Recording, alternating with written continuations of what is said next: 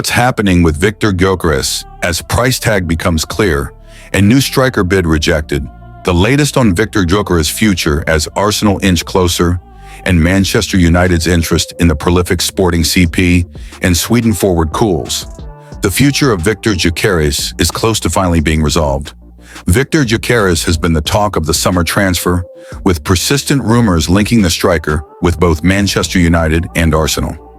The forward has turned heads since his 2023 switch to Sporting CP, where he's blossomed into one of the world's most feared names. Gyökeres' staggering record boasts 97 goals in 102 outings for Sporting, helping them clinch 2 Primera Liga titles.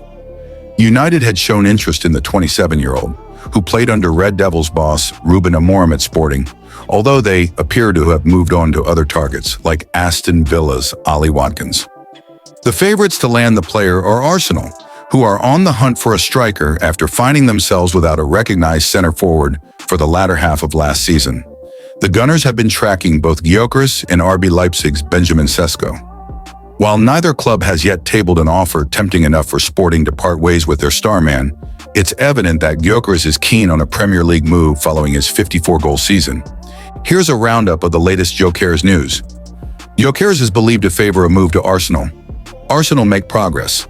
French publication L'Équipe reported on Tuesday that Arsenal were close to sealing a verbal agreement with the forward over personal terms, including a 5-year contract. Meanwhile, Sky Sports reported that Arsenal and Sporting were in advanced talks over a transfer. The Gunners are said to see the finish line within reach after shifting focus from Sesko, whom they pursued last summer before he penned a new deal with Leipzig. After lengthy negotiations, that deal now appears to be on hold. Gyökeres, not Sesko, seems set for a move to the Emirates despite suggestions that Arteta and his team favored the latter due to his youth and experience in a more competitive league. Arsenal are looking beyond Benjamin Sesko. Sporting president speaks out. Federico Varandas, Sporting's outspoken president, has also been a central figure in the ongoing saga surrounding Gyökeres this summer. He initially took umbrage at a claim made by Gyökeres' agent, who stated there was a gentleman's agreement in place allowing the striker to depart for a fee of £59 million, significantly less than his £85 million release clause. However, Varandas has now given Arsenal and United a potential boost by admitting there's a strong likelihood Gyökeres will leave the club this summer, possibly for a lower fee. He said, "Sporting is calm regarding this matter.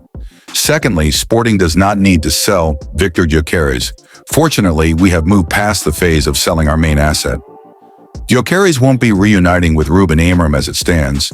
However, we remain sensitive to Victor's dreams or those of any other athlete. Sporting has made a commitment that, after weeks of meetings, we will not demand the full amount of the clause. We will be reasonable regarding the amount requested for Victor." Hinting at a potential new price tag, he added, "Today there is a strong likelihood that he will leave. I won't disclose the amount, but the player knows what it is. I can say that Victor will not leave for 60 plus 10 million euros. He won't leave. Absolutely not. In recent weeks, we have been paying attention. I saw a player, Martin Zubimendi, who is 6 months younger than Victor, go potentially to Arsenal for £55 million. And I saw Matheus Cunha move to Manchester United for around £62.5 million. We are talking about players who are 26 years old. I believe Victor could leave, unless he has the worst agent in the world, which I don't believe, as his agent is one of the best in the world. And a Sporting chase replacement. And a further boost for both Arsenal and United, Sporting appear to be preparing for life after Gyökeres. The Lisbon-based club have reportedly targeted Union Saint-Gilloise striker Franjo Ivanovic. As per Germanijak.hr, Sporting have tabled a bid of approximately £17 million, falling short of the Belgian club's asking price of £25.6 million.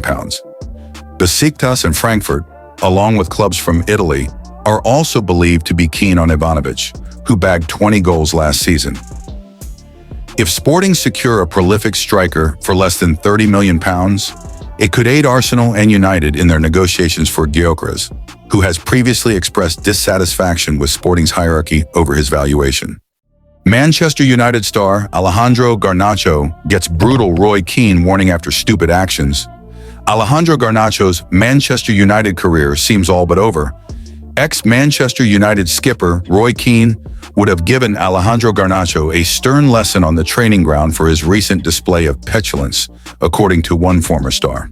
Garnacho, who has fallen out of favor at United, stirred controversy by posting a picture of himself donning an Aston Villa shirt with Marcus Rashford's name and number on social media.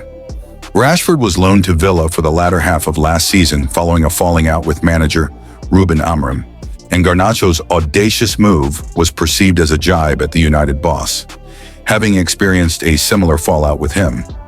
Garnacho was left out of the squad for United's 1-0 Europa League final loss to Tottenham in Bilbao, which led the winger, who celebrated his 21st birthday 2 days ago, to publicly criticize Amorim and hint he was contemplating his future. This reaction from Garnacho convinced Amorim that the player does not fit into his future plans, with the Red Devils now actively seeking to offload the £50 million rated Argentine this summer. Former United forward Luis Saha suggested that Keane, known for his no-nonsense approach, would have dealt with Garnacho's antics by subjecting him to a series of tough tackles during training to put him in his place. Back in my day, I think Roy would have welcomed Garnacho back to the training ground with a few crunching tackles to help him understand what he thought of him, Saha remarked. I can't say for sure, but I really doubt Keane will agree with what Garnacho did. It's the type of things we see from new generations. To be honest, I can't only blame Garnacho. The way the squad has been built, it's why Garnacho thinks he has the right to do something like this. It's why he thinks he can make stupid comments and say things on social media. He thinks he's going to get something out of it, and right now, United are the club who are giving him the platform to act this way. He already thinks he's a top player, already makes demands, acts without respect. It's a shame, but there are other factors than just the player. The club and the squad, they've already lost the leaders. The bad influences have already taken over. They think they're bigger and better than they are. Keane, Rio Ferdinand, David Beckham, Gary Neville, they would all make sure you understand what wasn't allowed. They wouldn't give players the luxury to act like this. He's been let down because he's been given too much responsibility for a player who hasn't earned it yet. It's fine if you're playing like Wayne Rooney. If you score 20 or 30 goals a season, do what you want, demand what you want. Garnacho has 5 goals and he's carrying on like this. It's crazy. When asked about a potential swap deal involving Garnacho and Chelsea striker Christopher Nkunku, Saha responded, "Everyone can benefit from the move. It's a win-win. United want players who are dedicated, work hard, are eager to play, and who have talent. We want players who want to play well, and there's extra motivation in the year of a World Cup. I think Nkunku knows if he plays well, he can get back in the French squad for the summer. At the same time, he's not the kind of player who disrupts the dressing room. As for Garnacho, if he wants to go, get rid of him. I used to be a huge fan, but that's over. Anyone like this, if they want to go, go. Even if you lose money, it doesn't matter, because you can bring in a player who can behave as they should." Diogo Jota, 28, dies in car crash as football world mourns Liverpool striker. The football world has been sent into mourning after Liverpool and Portugal striker Diogo Jota died in a car crash just days after getting married. Diogo Jota has died at the age of 28. Liverpool striker Diogo Jota has tragically died in a car crash at the age of 28. First reported by Marca, the Portuguese striker passed away early this morning in a traffic accident in the Spanish province of Zamora. His brother, Andre Silva, 26, who played for Portuguese second-tier club Penafiel, also died in the crash. Emergency services in the Castilla and Leon region said in a statement, "The 112 Castilla y Leon operations room received several calls reporting a vehicle accident at kilometer 65 of the A52 in the municipality of Cernadilla, Zamora. A car was reported to have been involved in an accident and the vehicle was on fire." 112 notified the Zamora Traffic Police, the Zamora Provincial Council Fire Brigade, and the Sasol Emergency Coordination Center, CCU, of this accident. From there, a medical emergency unit, UME, and the primary care medical staff, MAP, from the Mamboe Health Center were sent, who confirmed the death of 2 people on the scene. The devastating news comes just days after Jota got married to his long-term girlfriend Ruth Cardoso, the mother of his 3 children. After beginning his career in his homeland, he joined Atletico Madrid before a brief loan spell back in Portugal with Porto. He then moved to England with Wolves, initially on loan, before joining the West Midlands club permanently in 2018. In 2020, he signed for Liverpool, scoring just 8 minutes into his debut. He has since won the FA Cup, Carabao Cup, and most recently the Premier League with the Anfield Giants. Liverpool warned of regrettable transfer blunder as exceptional star green lights move. Liverpool manager Arne Slot has been handed advice on Harvey Elliott. Liverpool have been warned that they could live to regret the decision to sell Harvey Elliott this summer, with the England under-21s hero reportedly having made a clear preference on where to play next, amid strong interest in his services from Newcastle United. The 22-year-old was left kicking his heels on the sidelines for much of last season after failing to convince Arne Slot he was worthy of regular inclusion in the Liverpool side. Limited to just 3 starts across the Premier League and Champions League all season, Elliott was at least able to let his talent shine on the UEFA European Under-21 Championship stage, which England won at the weekend for the 2nd successive time. However, despite his stock never having been higher, his future at Anfield has never looked more bleak. And in light of the club record arrival of Florian Wirtz from Bayer Leverkusen for a package ultimately worth £116 million, €140 million, $162 million, Elliott's time on Merseyside is set to come to an abrupt halt. Linked with both RB Leipzig, following a personal endorsement from the group's global director of soccer, Jurgen Klopp, the Bundesliga side, looks set to battle Newcastle United for his signature this summer. And with sources confirming to us that Elliott described as exceptional by his former Reds boss, Klopp is reluctantly ready to greenlight a move away from his beloved Reds, knowing he can't afford to waste his time rotting on the sidelines. We understand it is Newcastle who look best placed to win the transfer race. However, not everyone thinks his sale is a good idea, and pundit Micah Richards has warned Slot could live to regret his sale. "If I'm Liverpool, I'm not selling him. Not one bit. I'm not selling him," former Manchester City star Richards said on the Rest is Football podcast.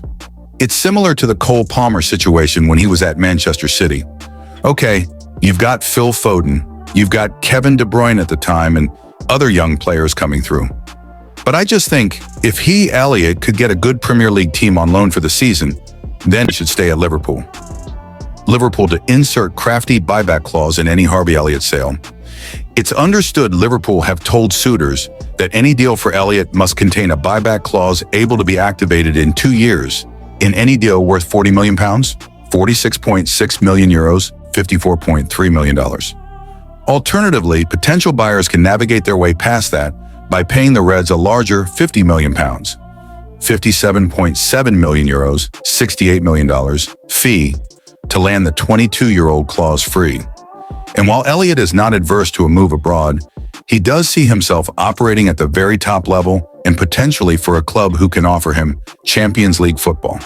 That would put Newcastle firmly in the driving seat for a deal, given they can offer the player that, while Leipzig will begin the 2025-26 campaign without any form of European football for the first time since 2016. We can also confirm that manager Eddie Howe is a huge admirer of Elliott and would love to bring the player to St. James's Park this summer ahead of their return to the Champions League. Discussing a possible future away from Anfield last month, Elliott admitted, "I don't really want to be wasting years of my career because it's a short career." Richards, meanwhile, reckons Elliott could adapt his role and be used by Liverpool as a long-term heir to the legendary Mo Salah, when the Egyptian king is ultimately forced to call it a day or decides to take up a lucrative offer to move to Saudi Arabia. Salah signed a 2-year deal, and a year from now he might not be the same player that we've been used to over the years, Richard added. "Elliott can play that position so well, and I would just wait. I wouldn't get rid of him now. Not a chance." Richards' colleague, Gary Lineker, meanwhile, can fully understand why there is such strong interest in signing Elliott. It's an interesting decision for him because they've obviously brought other players in. Florian Wirtz has come in, who is another forward midfield player, Lineker said. What a tournament he had. If it's not going to happen for him at Liverpool, I think there would be a host of clubs that would be keen to sign him. Liverpool transfer latest. Wage structure breaking, Isak deal coming. West Ham link. Meanwhile, confidence is growing that a historic agreement is close to being reached for Alexander Isak, with Liverpool finally learning once and for all just how likely they are to sign the world-class Newcastle striker this summer. Elsewhere, one of West Ham's best players has reportedly made it clear he is ready to make the move to Liverpool and play for Slot, with the news also serving as a blow for Tottenham Hotspur prospects of pinching him from their London rivals. And finally, Liverpool's hopes of signing Marc Guéhi are rapidly accelerating. That's after a journalist revealed an agreement in principle has been struck over the 24-year-old, while Palace could hand some cash straight back with a raid on the Reds of their own.